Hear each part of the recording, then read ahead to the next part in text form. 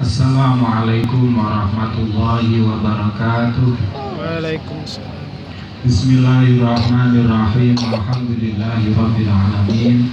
Wassalatu wassalamu ala sayyidina Muhammadin wa ala alihi wa sahbihi ajma'in, amma ba'du. Yang kami hormati Sofi Gulbet, Bapak Guntur, yang berbahagia kedua mempelai, yang kami hormati Umi Mahmudah, bapak-bapak, ibu-ibu yang kami muliakan.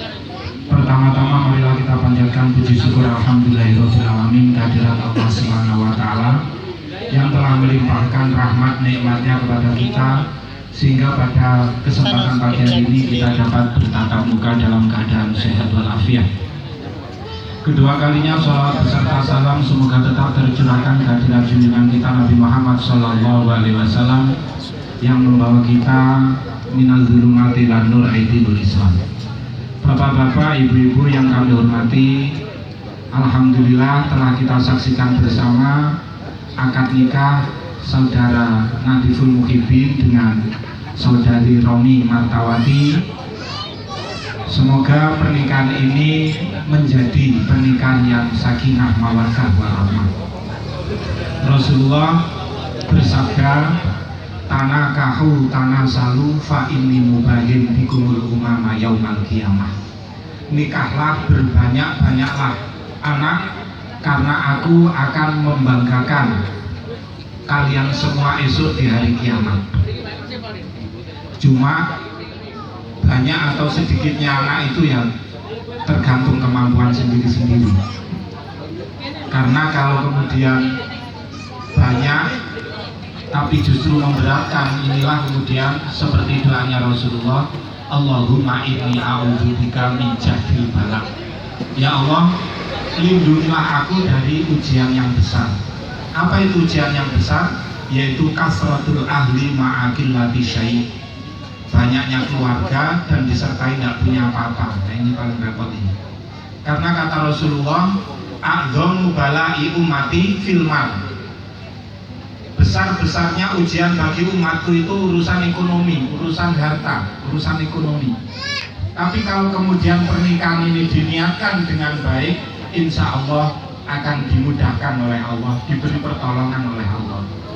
Karena Rasulullah bersabda, salasun hakun 'alallahi aunuhum. Ada 3 orang yang senantiasa ditolong oleh Allah. Siapa saja itu? Yang pertama adalah al-mujahid fi sabilillah, orang yang berjuang di jalan Allah.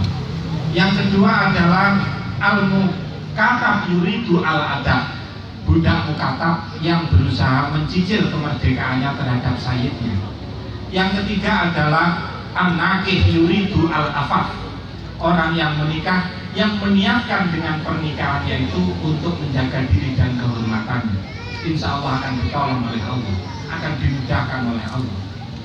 Maka pernikahan saudara Nadiful Muhibin dan saudari Romi Martawati ini semoga bisa diniatkan yang baik, sehingga akan diberi kemudahan oleh Allah dan dicatat sebagai amal ibadah. Alhamdulillah, Mas Nadif ini sudah sekian lama seantawis, cukup lama berkhidmat di Pondok Pesantren Mukhtar Sahabat Agung. Semoga pengabdiannya selama ini senantiasa dicatat oleh Allah sebagai amalan sholihah makbulah.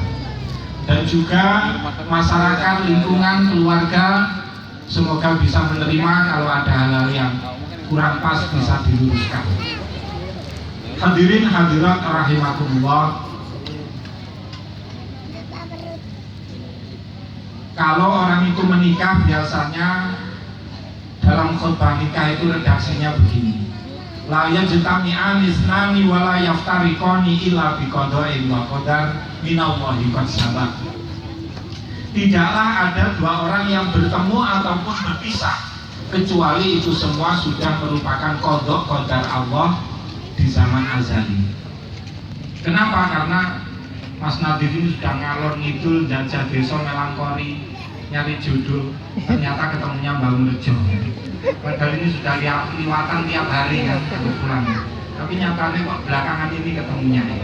Nah itu karena memang sudah kodok-kodok dari Allah. Kalau tahu judulnya sini, kok tidak dari dulu-dulu saja ya? Nah itu. Maka dawe Pak Khotib la yajtami'ani isnani wa la yaftariqani illa bi qada'in wa qadar minallahi qad sabar. Dan pernikahan saudara Nadif dan Mbak Romi ini terasa istimewa karena bertepatan dengan hari Tasrek. Maka kalau boleh saya kasih judul ngaji saya ini adalah meneladani Nabi Ibrahim alaihissalam. Kenapa meneladani Nabi Ibrahim? Karena ajaran Nabi Ibrahim itu ajaran yang berkah ya. Apa saja? Tadi Pak Masudi sudah menerangkan kita mengikuti Nabi Ibrahim yaitu urusan berkhitan. Karena ada berkhitan sehingga ada orang yang kaya karena menjadi cala atau tukang sunat ya. Kalau tidak ada khitan ini profesi tukang cala ini tidak ada ya. Ada lagi orang yang kaya karena menjadi travel umroh dan haji. Karena apa? Syariatnya Nabi Ibrahim alaihissalam. Ada lagi orang yang kaya karena jualan kambing dan sapi. Karena apa? Kurban ini adalah syariat Nabi Ibrahim. Maka ajaran Nabi Ibrahim ini adalah ajaran yang berkah ya. Lalu bagaimana Nabi Ibrahim itu bisa berkah? Beliau mendapatkan julukan Abul Anbiya, yaitu bapak moyangnya para nabi. Karena Nabi Ibrahim itu punya istri namanya Hajar, punya anak namanya Ismail, punya istri namanya Sarah, punya anak namanya Yakub, Yakub punya anak namanya Yusuf, Yusuf punya anak namanya siapa? Lupa. Yakub, Yusuf, mulai ya Yakub Yusuf ya itu masih lupa juga. Jadi kanan kiri itu jadi nabi semua. Lalu apa tipnya atau kunci suksesnya? Kok bisa anaknya jadi orang-orang yang alim, anaknya jadi orang-orang yang soleh, jadi orang-orang baik? Yang pertama, kunci suksesnya Nabi Ibrahim itu adalah orang yang jujur. Artinya satunya kata dan perbuatan. Sepanjang hidupnya Nabi Ibrahim itu berkata tidak jujur itu 2 kali. Pertama ketika beliau bersama istrinya dihadang oleh raja, ditanya siapa ini? Saudara saya. Sebab kalau bilang istrinya direbut itu sama raja yang zalim. Itu yang pertama. Yang kedua, ketika patung itu dihancurkan oleh Nabi Ibrahim dan ditanya, siapa ini yang menghancurkan patung ini? Nabi Ibrahim berkata, Fas'al kabirahu. Tanyalah kepada patung yang paling besar, mungkin dia yang melakukan ini. 2 itu seumur-umur hanya 2 kali berbohong, sehingga anaknya menjadi orang-orang yang soleh. Kalau kita mulai kecil sampai sekarang berapa kali kita berbohong? Tidak terhitung, kira-kira begitu ya. Yang kedua, Nabi Ibrahim itu dijuluki Abad Doef. Abad Doef itu artinya bapaknya tamu, karena beliau adalah orang yang suka ikram doef, memuliakan tamu. Sehingga beliau sering sekali berjalan bermil-mil hanya untuk mencari tamu yang mau diajak makan bersama di rumahnya. Ini sesuai dengan ajaran Rasulullah, man kana yu'minu billahi wal yaumil akhir falyukrim dhaifahu. Barang siapa yang beriman kepada Allah dan hari akhir, maka hendaknya dia memuliakan tamunya. Yang ketiga, Nabi Ibrahim itu orangnya adalah taat kepada Allah. Buktinya apa?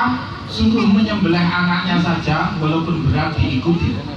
Tadi sudah disampaikan oleh Pak Masudi bahwa dalam sebuah riwayat diriwayatkan ikhtakana Ibrahimu wa huwa ibnu samani nasana bil qadum. Nabi Ibrahim itu berkhitan di usianya yang ke-80 tahun bil qadum dengan pecok. Zaman semono belum ada laser, belum ada gunting, pecok. Jangan dibayangkan lek helme katut piye terusannya. Tapi karena itu perintah Allah diikuti. Wa auhayna an tabi millata Ibrahim hanifah. Jadi taat kepada Allah seberat apapun itu perintah, ya kan? Sehingga anaknya menjadi orang-orang yang soleh. Itu kunci-kuncinya. Yang keempat, Nabi Ibrahim itu pemaaf. Walaupun didolimi oleh raja yang dolim, masyarakatnya seperti itu, tapi beliau tetap memaafkan. Coba redaksi doanya Nabi Nuh, ya Rabbi la tadhar alal ardi minal kafirina dayyara. Kalau Nabi Nuh redaksi doanya, ya Allah janganlah engkau mensisakan di muka bumi ini orang kafir sedikit pun. Tapi Nabi Ibrahim memaafkan, pribadi pemaaf, sehingga hatinya bersih dari sifat-sifat tercela. Yaumala yang fa'umalun wala banun illa man atallaha biqalbin salim. Hari di mana harta dan anak tidak bermanfaat lagi kecuali orang-orang yang sowan terhadap Allah dengan hati yang selamat. Itu semoga keluarga yang dibina oleh Mas Nadif dan Mbak Romi ini bisa meneladani keluarga Nabiullah Ibrahim, sehingga lahir anak-anak yang soleh, anak-anak yang menjadi imaman lil muttaqin, anak-anak yang dzurriyyatan thayyibah. Amin ya rabbal alamin. Kuncinya apa? Agar keluarga ini tetap istiqomah dan langgeng. Yang pertama, kudu saling sabar menghadapi kelebihan dan kekurangan pasangan masing-masing. Dawuh Kanjeng Nabi, ajaban li amril mukmini inna amrohu kullahu lahu khair wa laisa dzalika illa lil mu'mini in asobathu sarru sakaro wa in asobathu darru sabaro. Aku heran, aku kagum dengan orang mukmin. Semua permasalahan yang dihadapi olehnya itu baik baginya. Jika dia menemu nikmat, dia bersabar. Jika dia menemukan musibah, dia menemukan nikmat, dia bersyukur. Menemukan musibah, dia bersabar. Maka kuncinya menjalani hidup adalah sabar dan syukur. Karena tidak semua pernikahan itu berisi suka, kadang berisi duka, kadang berisi tawa, kadang berisi tangis. Kata kuncinya adalah sabar.